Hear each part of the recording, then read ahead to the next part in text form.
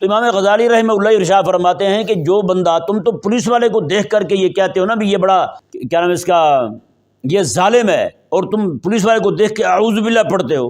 امام غزالی رحمہ اللہ فرماتے ہیں کہ تم اس مولوی کو دیکھ کے اعوذ باللہ کیوں نہیں پڑھتے جو اپنی ڈگریاں لے لے کے جا کے حکمرانوں کو کہتا پھرتا ہے مجھے بھی نوکری دے دیں جی۔ ظالم حکمران کا مقرر کردہ امام، اس کے پیچھے نماز جائز ہے؟ امام غزالی رحمہ اللہ نے ایک بزرگ کا واقعہ نقل کیا، امام موفق رحمہ اللہ کا۔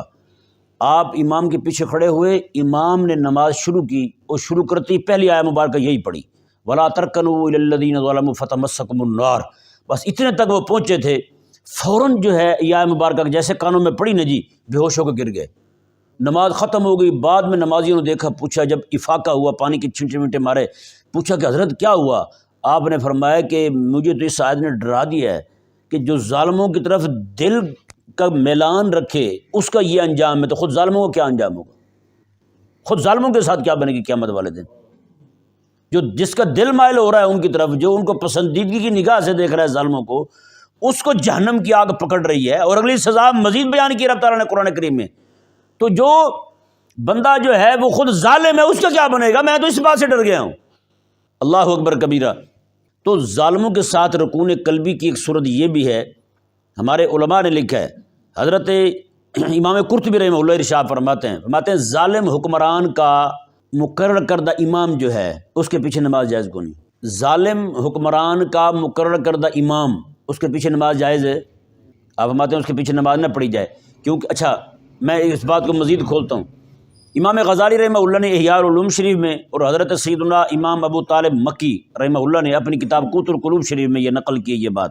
آپ فرماتے ہیں کہ تم لوگ جو ہے نا پولیس والے کو تو دیکھ کر کے نفرت کا اظہار کرتے ہو کہ پولیس والے جو ہے نا ظالم حکمرانوں کے ساتھ معامل ہوتے ہیں۔ آپ کو پتہ ہے پولیس والے کبھی پوچھتے ہیں ہاں جی یہ جو آپ نے ہمیں آرڈر جاری کیا ہے کہ فلاں کو پکڑ کے مار دیں، فلاں کو یہ کر دیں، فلاں کو یہ کر دیں، فلاں کو مقابلے میں گزارنا ہے، فلاں کو یہ کرنا ہے، فلاں کو یہ کرنا ہے، کبھی پوچھتے ہیں یہ حضرت جناب یہ اس نے ظلم کیا بھی ہے یا نہیں کیا؟ بلکہ یہ لکھنے والے جو بیٹھے ہوتے ہیں وہ پوچھتے ہیں ہاں جی کو تھوڑا سا مزید ڈال دیں۔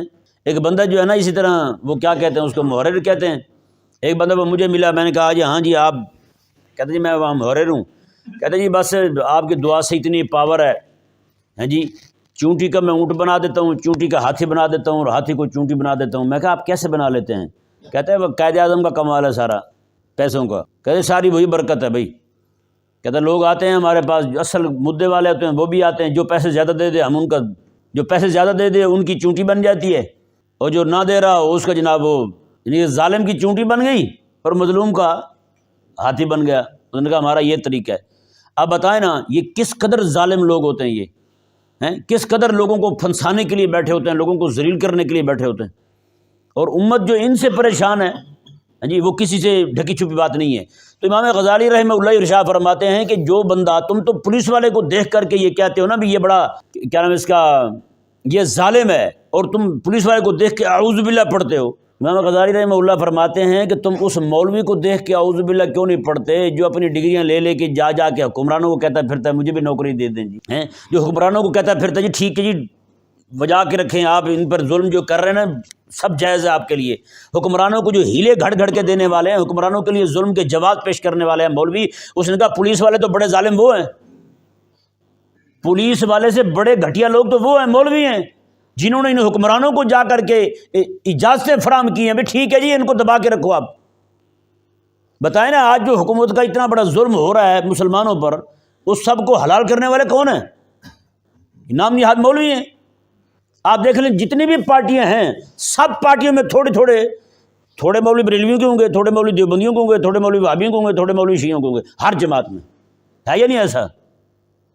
تاکہ ساروں کو پتہ چلے یار میرے ساتھ سارے مسلک والے ہیں، اور جو کچھ میں کر رہا ہوں یہ سارے مسلکوں کے مطابق عین حق اور جائز ہے۔ وہ جناب مسجد پہ بم مار دیں، چاروں مسلکوں کے مولوی ساتھ کھڑے ہوں گے اس حکمران جماعت کے، جو جماعت حکمرانی میں ہوگی اس جماعت میں چاروں مسلکوں کے مولوی ساتھ کھڑے ہوں گے۔ بتائیں یہ جتنی بھی جماعتیں ہیں جب بھی حملہ کرتی ہیں دین پر حملہ کرتی نہیں کرتی، اور چاروں مسلکوں کے مولوی ساتھ ہوتے ہیں۔ یہ حیران کن بات ہے یا نہیں؟ کبھی دیکھا آپ نے کہ مولوی نے ظلم ہوتے دیکھ کر کے کہا جی میں ان کا ساتھ نہیں دیتا؟ کبھی مولوی پیچھے ہٹے کوئی؟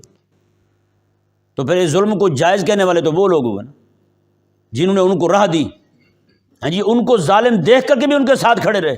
اللہ اکبر کبیرہ۔ حجاج جو ہے نا، حجاج یہ عبادت میں نیکی میں پیچھے نہیں تھا، روزانہ رات کو تہجد میں 10 پارے قرآن پڑھتا تھا حجاج بن یوسف، 10 پارے تہجد میں پڑھتا تھا۔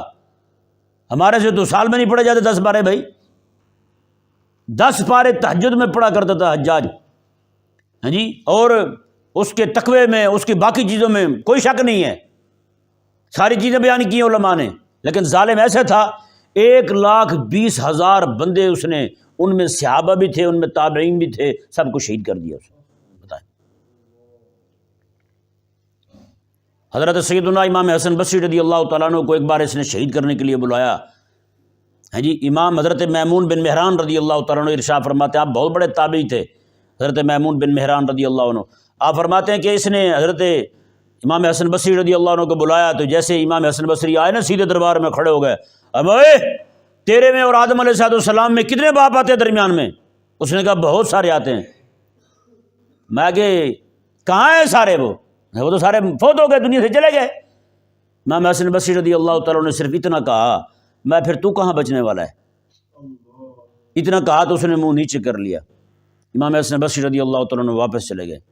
فرماتے ہیں یہ واحد بندہ تھا جو اس طرح کی بات کر کے وہاں سے چلا گیا، ورنہ حضرت سیدنا سعید بن جبیر رضی اللہ تعالیٰ عنہ اتنے بڑے امت کے محدث ہیں، ہیں جی، اتنے بڑے امت کے محدث ہیں حضرت سعید بن جبیر۔ مولایا صلی وسلم دائما ابدا علی حبیبک خیر الخلق کل